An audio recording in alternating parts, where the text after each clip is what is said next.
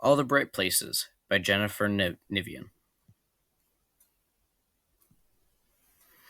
I am awake again.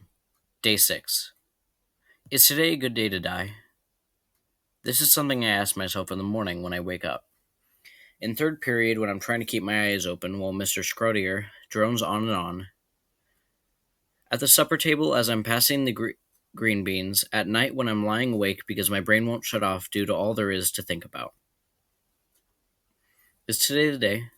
And if not today, when? I am asking myself this now as I stand on a narrow ledge 6 stories above the ground.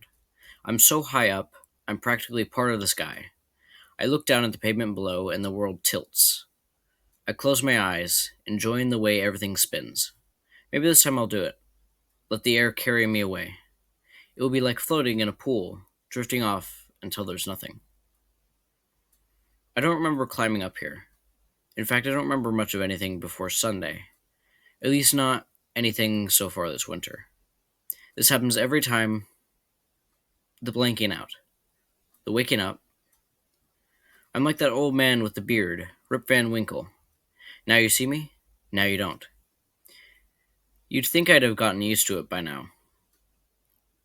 But this last time was the worst yet. Because I wasn't sleeping for a couple days or a week or two. I was asleep for the holidays. Meaning Thanksgiving, Christmas, and New Year's. I can't tell you what was different this time around. Only that when I woke up, I felt deader than usual. Awake. Yeah, but completely empty. Like someone had been feasting on my blood. This is day 6 of being awake again, and my first week back at school since November 14th. I open my eyes, and the ground is still there, hard and permanent. I am in the bell tower of the high school, standing on a ledge about 4 inches wide. The tower is pretty small, with only a few feet of concrete floor space on all sides of the bell itself. And then this low stone railing, which I've climbed over to get here. Every now and then I knock one of my legs against it to remind myself it's there. My arms are outstretched as if I'm conducting a sermon, and this entire not very big, dull town is my congregation. Ladies and gentlemen, I shout, I would like to welcome you to my death. You might expect me to say, life, having just woken up and all, but it's only when I'm awake that I think about dying. I am shouting in an old school preacher way, all jerking head and words that twitch at the ends, and I almost lose my balance. I hold on behind me, happy no one seems to have noticed, because, let's face it, it's hard to look fearless when you're clutching on the railing like a chicken. I, Theodore Finch, being of unsound mind, do hereby bequeath all my earthly possessions to Charlie Donahue, Brenda Shankrevich, and my sisters.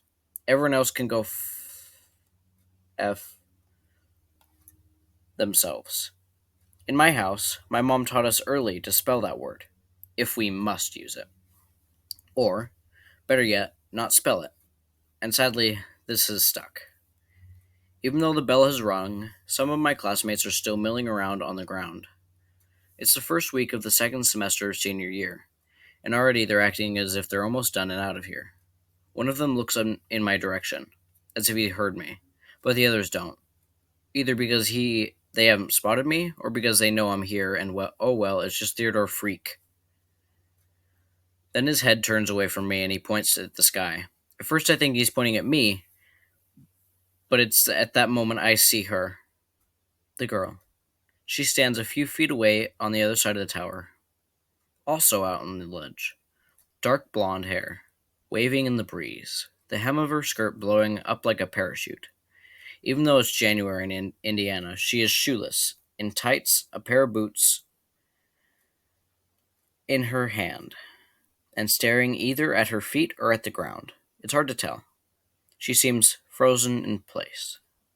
In my regular non-preacher voice, I say, as calmly as possible, take it from me, the worst thing you can do is look down. Very slowly, she turns her head towards me, and I know this girl, or at least I've seen her in the hallways. I can't resist. Come here often? Because this is the kind of my spot, and I don't remember seeing you here before. She doesn't laugh or blink. She just gazes at me from behind those clunky glasses that almost cover her face. She tries to take a step back, and her foot bumps the railing. She teeters a little, and before she can panic, I say, I don't know what brings you up here, but to me the town looks prettier, and the people look nicer, and even the worst of them look almost kind. Except for Gabe Romero and Amanda Monk and the whole crowd you hang out with. Her name is Violet something. She's a cheerleader popular, one of those girls you would never think of running into on a ledge almost 6 stories above the ground. Behind the ugly glasses, she's pretty, almost like a china doll. Large eyes, sweet face shaped like a heart, a mouth that wants to curve into a perfect little smile. She's a girl who dates guys like Ryan Cross, baseball star, and sits with Amanda Monk and the other queen bees at lunch. But let's face it, we didn't come up here for the view. You're Violet, right? She blinks once, and I take this as a yes. Theodore Finch. I think we have pre-cal together last year. I think we had pre-cal together last year. She blinks again. I hate math, but that's not why I'm up here. No offense if that's why you're probably better at math than I am, because pretty much everyone's better at math than I am, but that's okay. I'm fine with it. See, I excel at other more important things, guitar, sex, and constantly disappointing my dad, to name a few. By the way, it's apparently true that you'll never use it in the real world. Math, I mean. I keep talking, but I can tell I'm running out of steam. I need to take a piss, for one thing, and so my words aren't the only thing twitching. Note to self, before attempting to take own life, remember to take a leak. And 2, it's starting to rain, which in this temperature will probably turn into sleet before it hits the ground. It's starting to rain, I say, as if she doesn't know this. I guess there's an argument to be made that rain will wash away the blood, leaving us a neater mess to clean up than otherwise. But it's the mess part that's got me thinking. I'm not a vain person, but I am a human.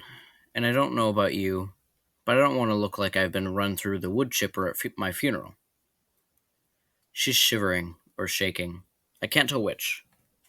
And so I slowly inch my way towards her, hoping I don't fall off before I get there, because the last thing I want to do is make a jackass out of myself in front of this girl.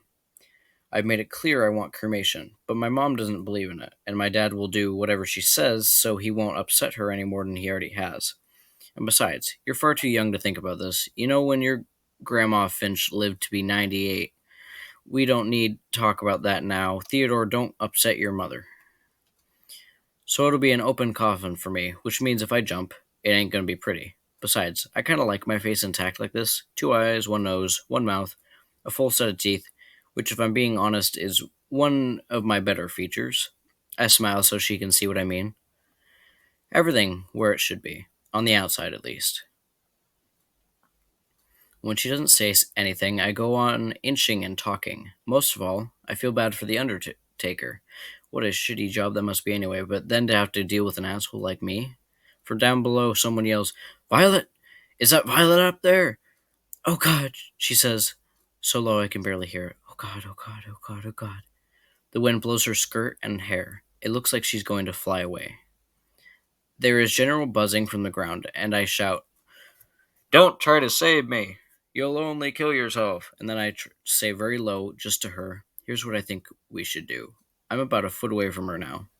I want you to throw your shoes towards the bell and hold on to the rail.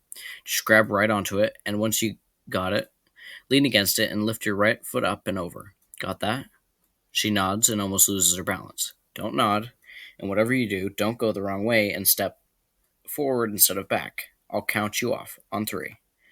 She throws her boots in the direction of the bell, and they fall with a thud, thud, onto the concrete. 1, 2, 3. She grips a stone and kind of props herself against it, and then lifts her leg up and over so that she's sitting on the railing. She stares down at the ground, and I can see that she's frozen again. So I say, Good, great, just stop looking down. She slowly looks at me and then reaches for the floor of the bell tower with her right foot. And once she's found it, I say, Now get that left leg back over however you can. Don't let go of the wall. By now she's shaking so hard I can hear her teeth chatter, but I watch as her left foot joins her right, and she is safe. So now it's just me out there. I gaze down at the ground one last time, past my size 13 feet that won't stop growing. Today I'm wearing sneakers with fluorescent laces. Past the open windows of the fourth floor, the third, the second, past Amanda Monk, who is cackling from the front steps and swishing her blonde hair like a pony, books over her head, trying to flirt and protect herself from the rain at the same time. I gaze past all of this at the ground itself, which is now slick and damp, and imagine myself lying there. I could just step off. It would be over in seconds. No more Theodore freak. No more hurt. No more anything.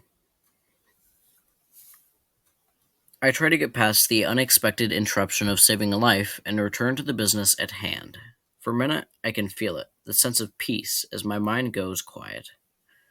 Like I'm already dead. I am weightless and free. Nothing and no one to fear, not even myself.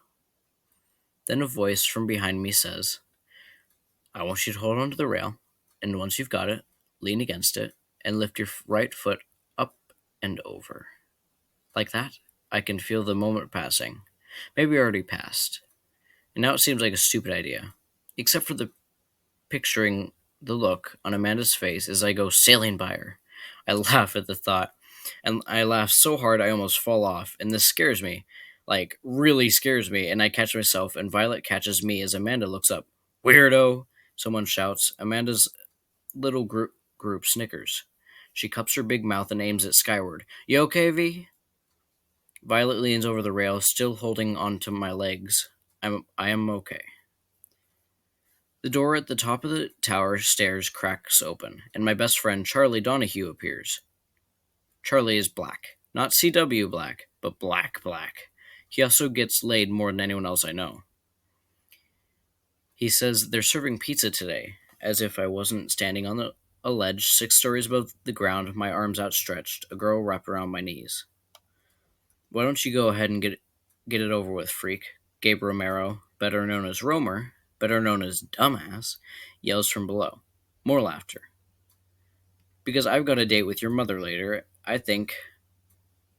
But I don't say, because let's face it, it's lame, and also he will come up here and just beat my face in, then throw me off, and this defeats the point of just doing it myself. Instead I shout, Thanks for saving me, Violet. I don't know what I would have done if you hadn't come along. I guess I'd be dead right now. The last face I see below belongs to my school counselor, Mr. Embry, as he glares up at me. I think, great. Just great.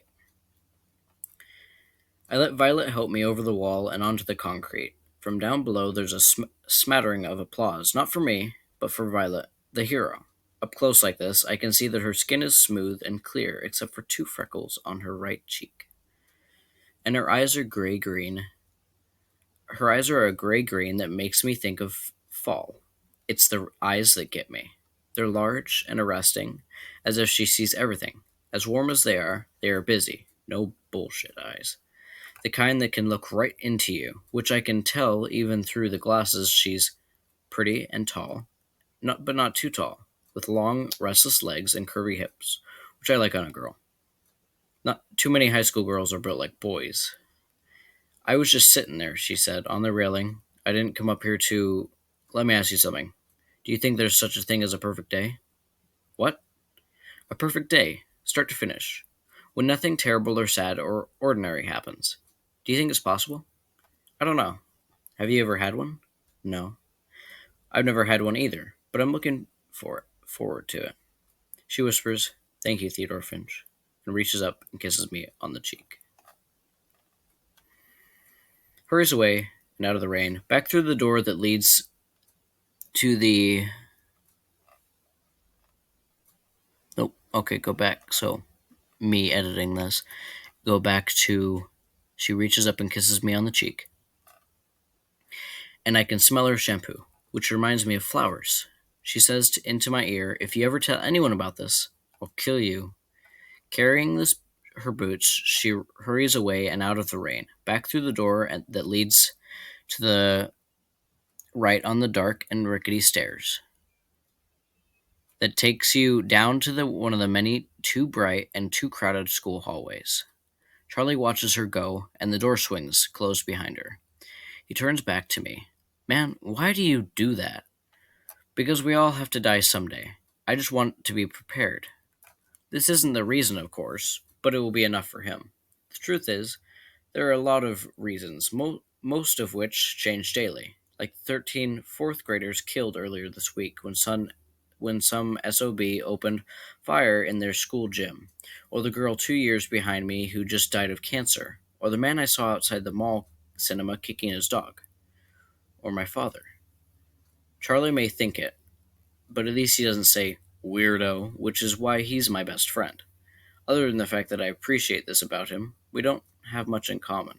Technically, I'm on probation this year. This is due to a small matter involving a desk and a chalkboard. For the record, replacing a chalkboard is more expensive than you might think. Also due to a guitar smashing incident during an assembly, an illegal use of fireworks, and maybe a fight or two. As a result, I have agreed involuntarily to the following: weekly counseling, maintaining a high B average, and participation in at least one extracurricular. I chose macrame because I'm the only guy with 20 semi-hot girls, which I thought was pretty good odds for me. I also have to behave myself, play well with others, refrain from throwing desks, as well as refrain from any violent physical altercations. And I must always, whatever I do, hold my tongue, because not doing so apparently is how trouble starts. If I anything up, from here on out, it's expulsion for me. Inside the counseling office, I check in with the secretary and take a seat in one of the hard wooden chairs until Mr. Embry is ready for me. If I know Embryo, as I call him to myself, I'd like to know Embryo.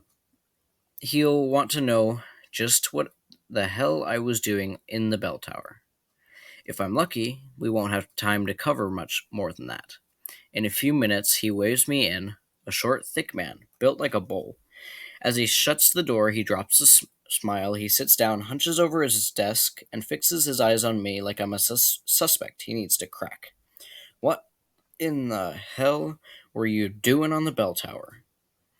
The thing I like about Embryo is not only is he predictable, he gets to the point. I've known him since sophomore year. I wanted to see the view. Were you planning to jump off? Not on pizza day. Never on pizza day, which is one of the better days of the week. I should mention that I'm a brilliant deflector. So brilliant that I could get a full scholarship to college and major in it, except why bother? I've already mastered the art. I wait for him to ask about Violet, but instead he says, I need to know if you were or are planning to harm yourself. I am goddamn serious. If Principal Wirtz hears about this, you're gone before you can say suspended, or worse. Not to mention that if I don't pay attention and you decide to go back up there and jump off, I'm looking at a lawsuit. And on the salary they pay me, believe me when I say I do not have the money to be sued. This holds true whether you jump off the bell tower or the Purina tower, whether it's school property or not.